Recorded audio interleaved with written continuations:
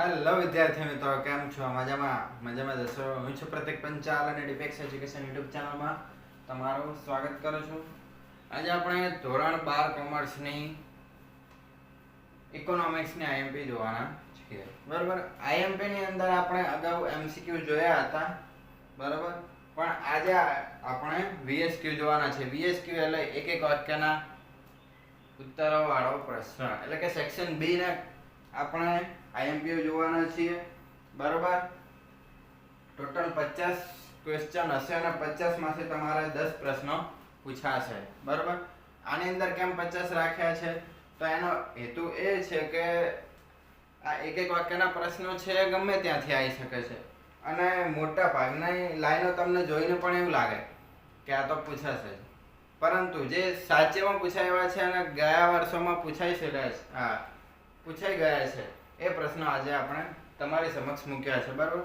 અને આની અંદરથી જ પૂછાશે એ અમે ગેરંટી આપીએ છીએ. બરાબર. હવે આપણે વિડીયોને શરૂ કરીએ છીએ. તો વિભાગ બી એનો પહેલો પ્રશ્ન જોઈએ તો કે વૃત્તાંશ આકૃતિ એટલે શું?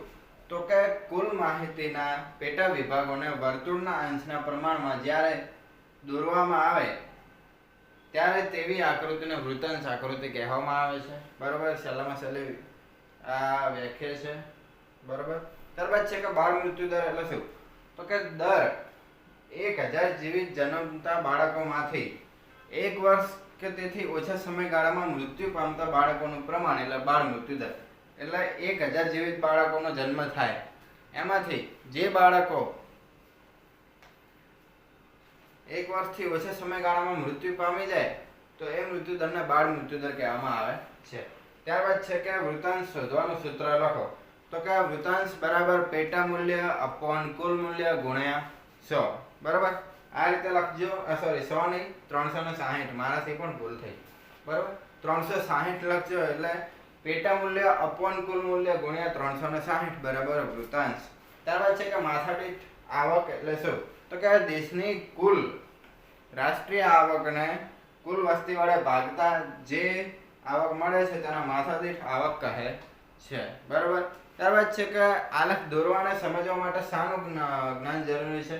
તો સિમ્પલ જવાબ છે આનો કે આંકડા શાસ્ત્ર જો તમને આવડતું હોય તો તમે સારી રીતે આલેખ દોરી શકો છો અને સમજી શકો છો.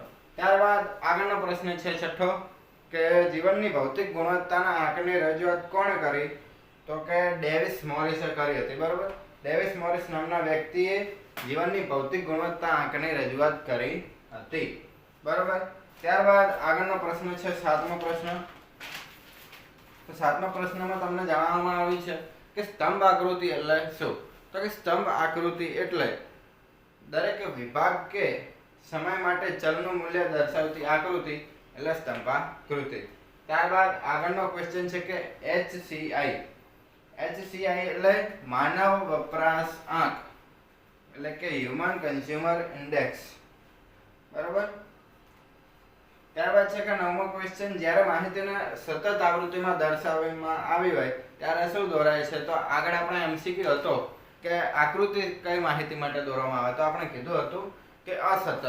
તો આની અંદર છે કે સતત માહિતી આપી હોય એટલે કે સતત આવૃત્તિ આપી હોય ત્યારે શું દોરવામાં આવે છે? તો ઓબ્વિયસલી આલેખ દોરવામાં આવે છે. ત્યારબાદ છે કે માનવ વિકાસાંક HDI ના કયા પરિબળોને આવરી લેવામાં આવ્યા છે? ચેપ્ટર નંબર 2 નો ક્વેશ્ચન છે. તો કે માનવ વિકાસાંકમાં અપેક્ષિત આયુષ્ય, શિક્ષણ એટલે કે જ્ઞાન અને જીવન ધોરણને આવરી લેવામાં આવ્યા છે. બરાબર. ત્યારબાદ છે કે રેપો રેટ. રેપો રેટ એટલે શું? તો કે જ્યારે વેપારી બેંકોને ખૂબ જ ટૂંકા ગાળા માટે એટલે કે 1 દિવસ કે 7 દિવસ 15 દિવસ જેટલા ટૂંકા સમયગાળા માટે નાણાંની જરૂર પડે. બરાબર. વેપારી બેંકોને એટલે મીન્સ બેંકોને ટૂંકા ગાળા માટે નાણાંની જરૂર પડે 1 દિવસ માટે, અઠવાડિયા માટે કે 15 દિવસ માટે, એટલે કે ટૂંકા ગાળા માટે નાણાંની જરૂર પડે ત્યારે તેઓ આરબીઆઈ પાસેથી નાણું લે છે અને જે દરે આરબીઆઈ વેપારી બેંકોને આવું વ્યાજ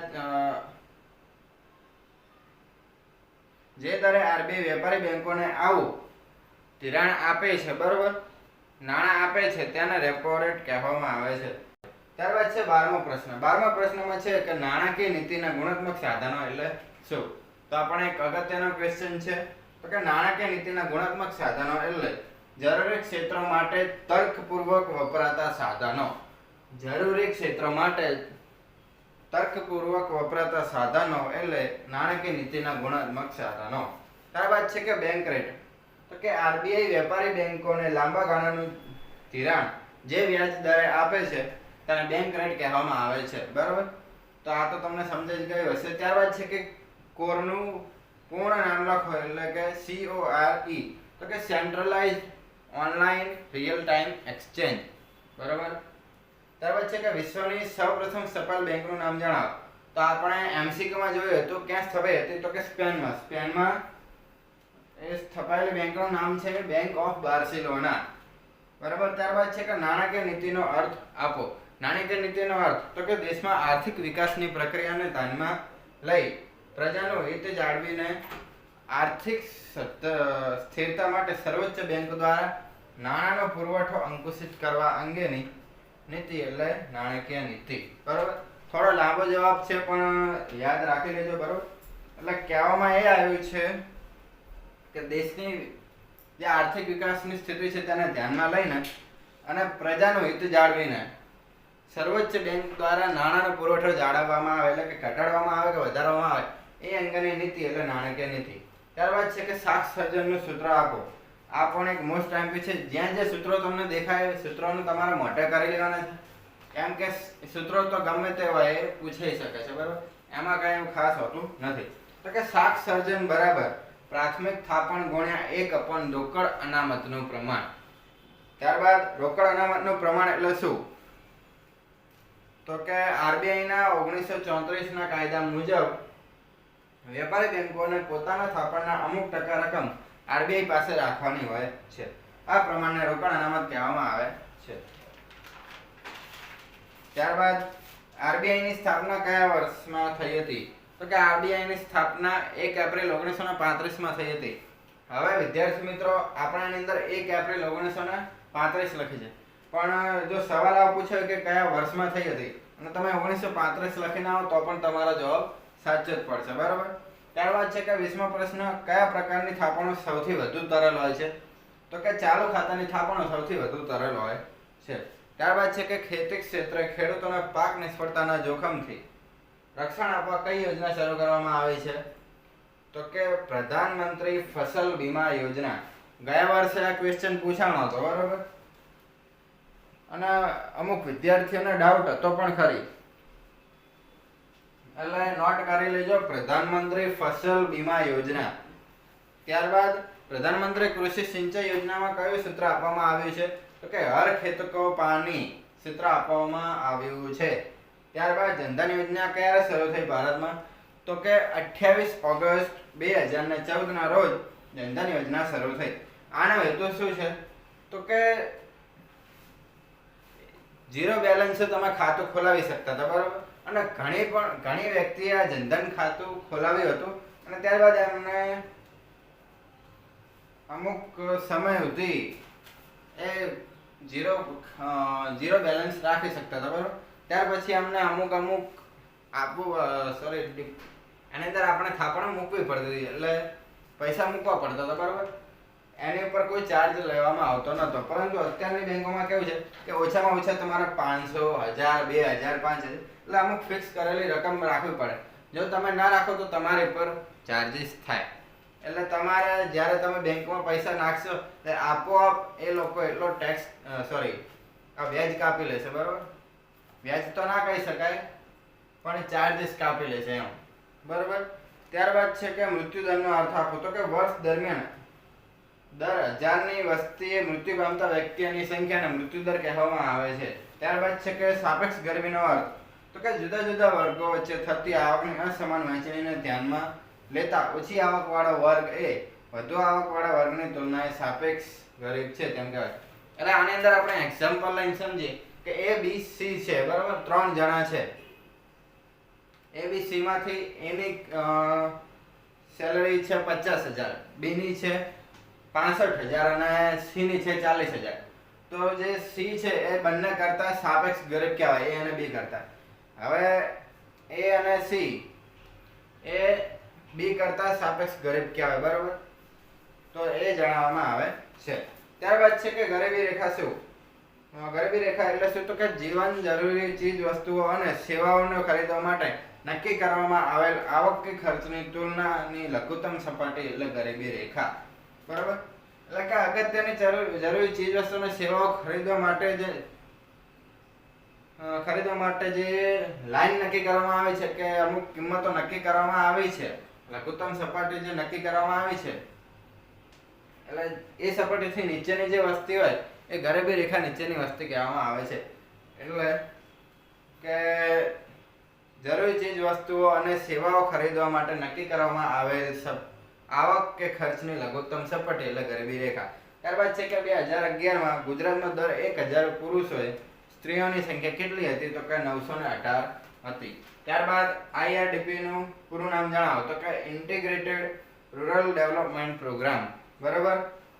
ત્યારબાદ સાપેક્ષ ગરીબીને માપવા કઈ પદ્ધતિ ઉપયોગમાં લેવામાં આવી છે?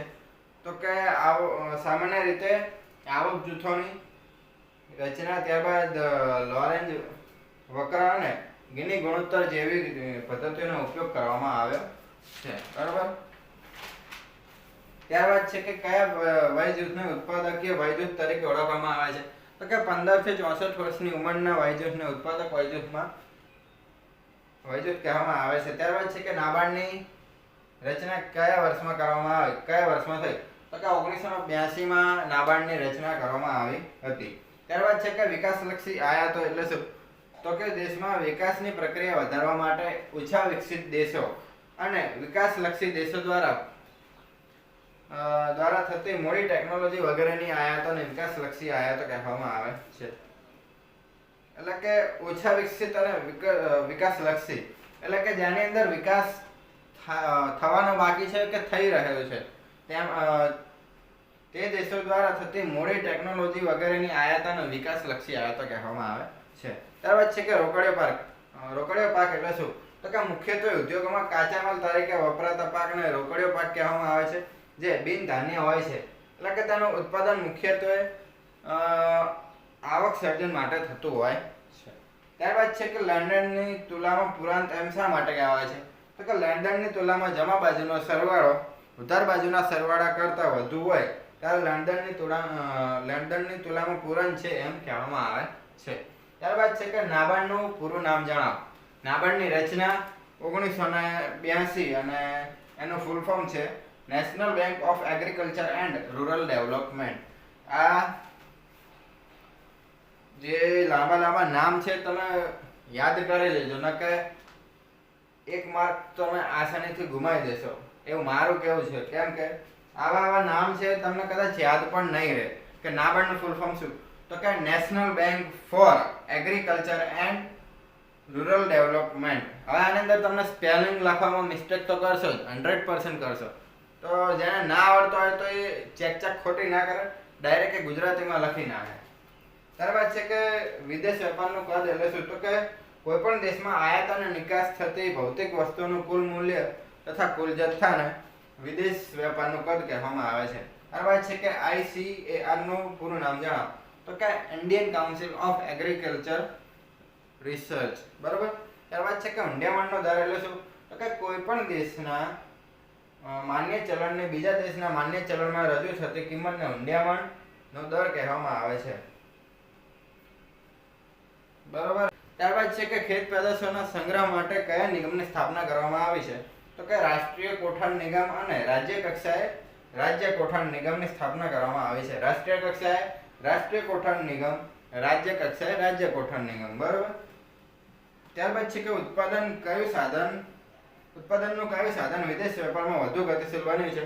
તો આ MCQ માં પણ હતો ને આની અંદર પણ છે કે નિયોજન શક્તિએ ગતિશીલ સાધન બન્યું છે. ત્યારબાદ છે કે નાના પાયાના ઉદ્યોગો કયા પ્રકારની ઉત્પાદન પદ્ધતિનો ઉપયોગ કરે છે? તો કે શ્રમ પ્રધાન. આ પણ અગત્યનું છે. ત્યારબાદ છે કે ONGC નું પૂરું નામ છે oil and natural gas corporation.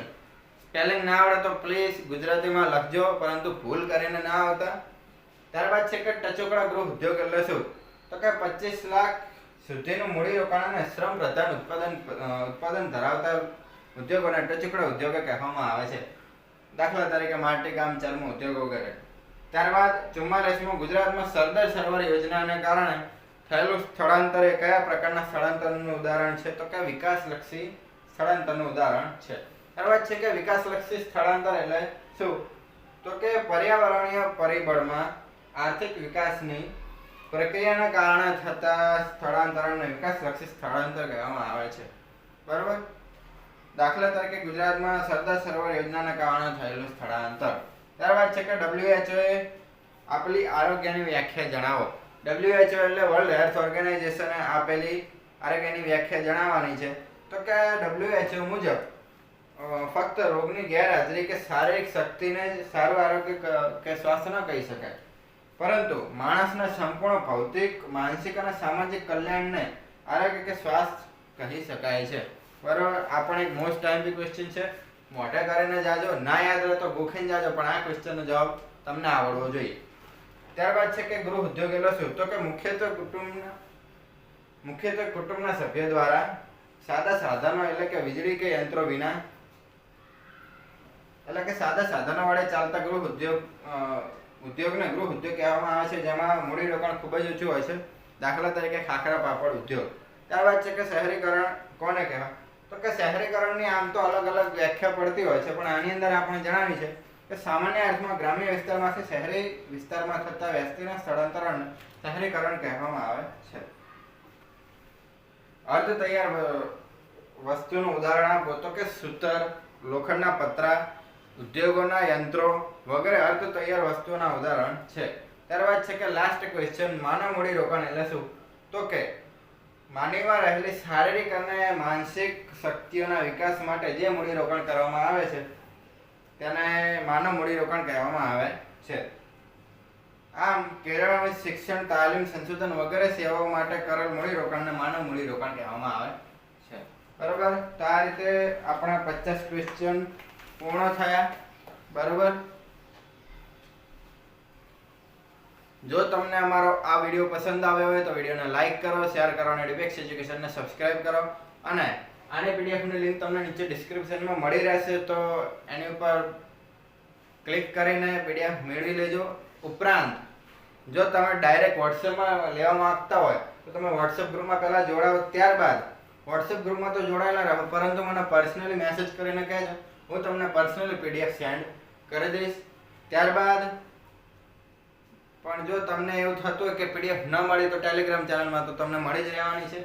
Instagram પેજને ફોલો કરવાનું ભૂલતા નહીં, જેથી તમને અગાઉથી નોટિફિકેશન મળી રહેશે કે આ તારીખે આ વિષયનો વિડીયો આવવાનો છે. બરાબર.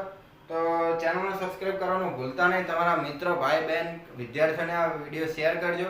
જે પણ જોતા હોય શેર કરજો વિડીયો, જેથી બીજાનું પણ ભવિષ્ય આગળ વધે અને ખૂબ જ પ્રગતિ કરે બધા. અને આ એમપી ખૂબ જ ઉપયોગી થવાના છે. અને બ્લુપ્રિન્ટ છે એની તમને લિંક ઓલરેડી નીચે ડિસ્ક્રિપ્શનમાં આપેલી છે, ત્યાં જઈને વિડીયો જોઈ લો, જેથી તમને પણ ખબર પડે કે આઈએમપી સાચા છે કે નહીં. ઉપરાંત પેપર તમારો જે આવશે એ બ્લુપ્રિન્ટ પ્રમાણે છે કે નહીં, અગાઉનું પણ તમે પેપર ચેક કરી શકો છો. એની પણ આપણે લિંકો મૂકેલી છે કે ગયા વર્ષના પેપરની લિંક આપણે મૂકી દીધી છે, તો એ પણ જોઈ લેજો. બરાબર. એટલે ચેનલમાં ના હોય ચેનલને સબસ્ક્રાઇબ કરી દો, વિડીયોને લાઈક કરજો, શેર કરજો અને ડિબેક્સ એજ્યુકેશનને સબસ્ક્રાઇબ કરજો. તમારા વિડીયો જોવા બદલ આભાર. મળીએ આવતા વિડીયોમાં. ત્યાં સુધી ટેક કેર. જય હિન્દ, જય ભારત, જય દ્વારકાધીશ.